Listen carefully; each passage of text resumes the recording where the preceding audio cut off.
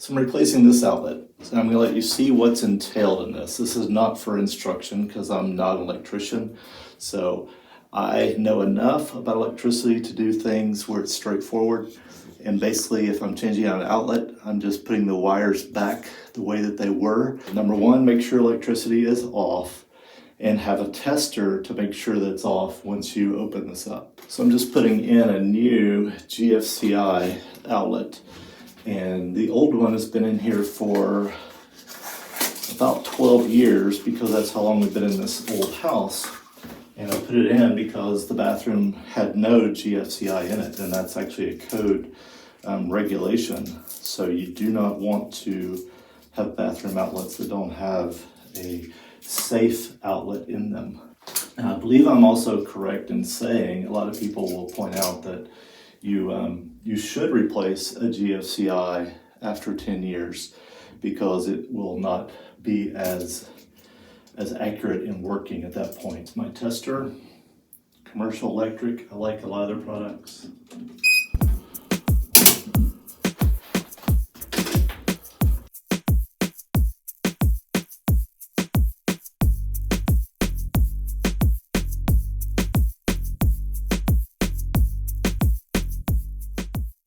So anything that you open like this, what I like to do is just compare what I'm putting in to what I'm taking out.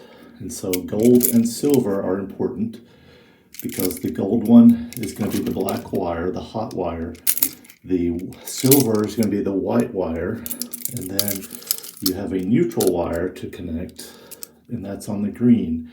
So sometimes your neutral wire will be green in certain wiring setups.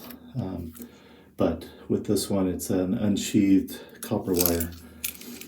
So I'm just going to remove these and put them on the new outlet just the same way, and then put it back in.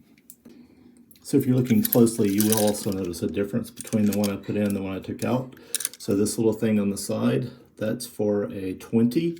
So this is a 15. So this is not a huge deal, but you do want to keep up with that and make sure that you are running a 20 to a bathroom. And when you're replacing a 20, you should go ahead and replace it with a 20 amp outlet as well. And this is 12 gauge wiring, 20 amp outlet. So those should go together. The 15 should not have been in here to start with.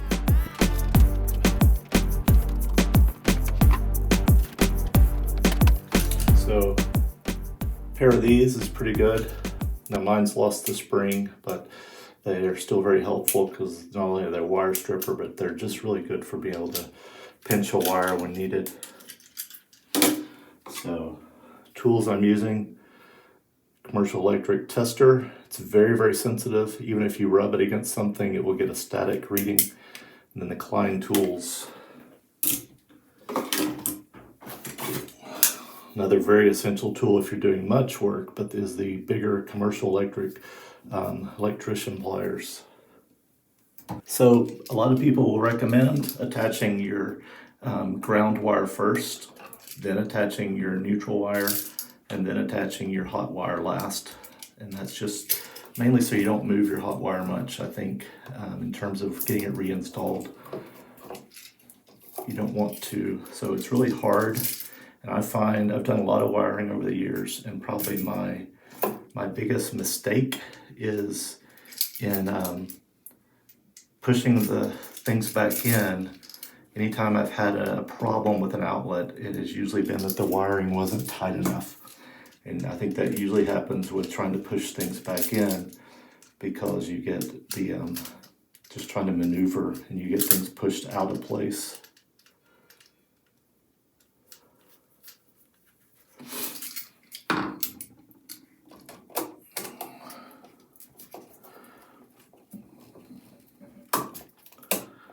So this one has a nice plate there, but I already had a loop in my neutral wire, so I'm just going to keep it that way.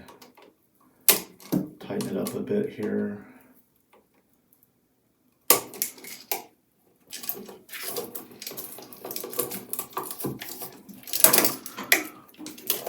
So you'll notice here, this is a nice outlet.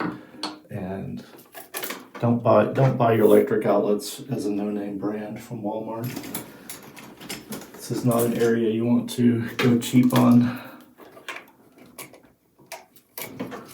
But make sure that this is in focus. I think this is really important that this is good. Let me zoom in a bit on it here. So the copper colored piece under this is really helpful, and a nicer outlet is going to have it, but it basically holds the wire here and makes your connection really solid. So again, see, before I connect, it's just sliding in and out. So you really don't want your wire to go too far. So your wire sheathing, the only open part of your wire should be the part that's inside there. Make sure this one's nice and straight. It's nice and clean, so I'm not going to start a new end, but I just want to make sure it's straight enough to go in there well.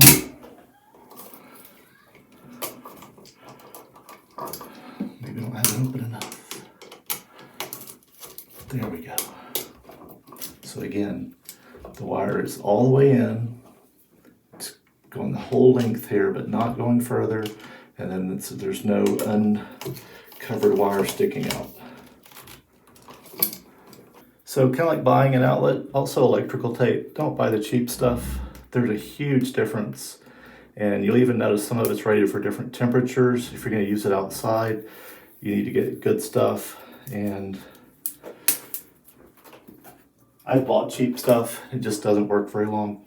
So I don't know that this is a necessary part of doing this, but I like it as a good idea, is to wrap your outlets with electrical tape just to give an extra layer of safety in terms of those hitting anything.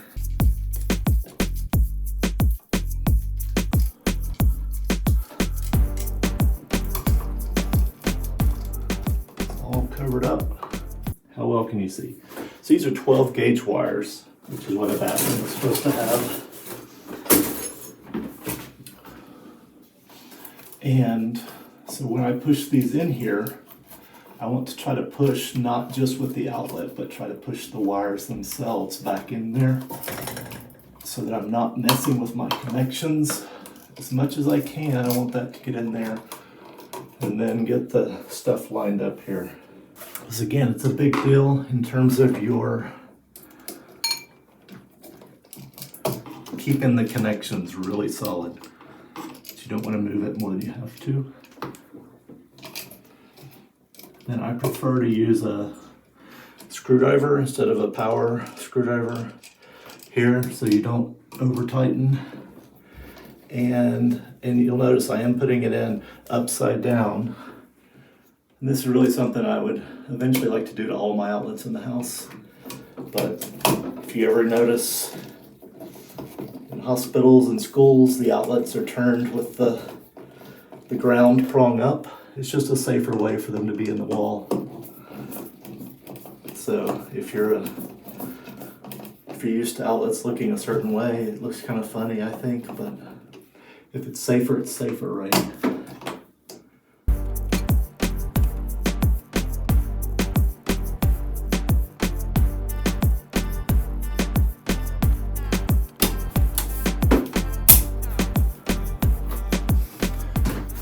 I'm going to turn the electricity on. If you see anything, you let me know. All right, let's try it out. I have no idea what this thing is, but we'll test it with it anyway. Oh. It's on, we know, because of the temperature there, 450. Can you see that?